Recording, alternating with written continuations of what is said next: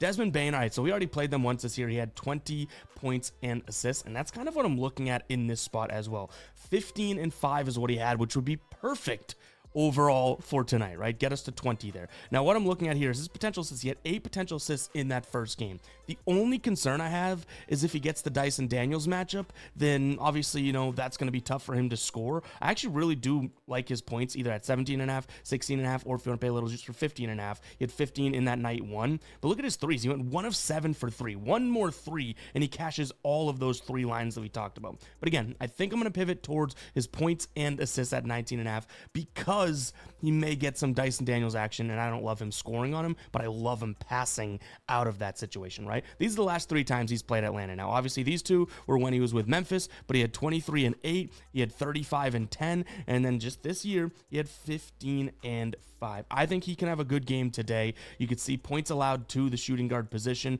29th is where Atlanta ranks, and then assists allowed to the shooting guard position, 21st. And I think he's a dynamic scorer. He's not like a exclusive, you know, mid-ranger in the paint like Bankero or a driver like Franz. Desmond Bane can also make those spot-up jumpers if they do choose to collapse on Franz or Bankero or anything like that, but he can also take the ball and pull up in the mid-range and kind of get into the extended paint area and that type of thing. So I like Bane today over 19.5 points plus assists, but again, I really don't mind his points number 2 if that's something that you think is a little bit better or you don't have access to point plus assists. This is huge for me.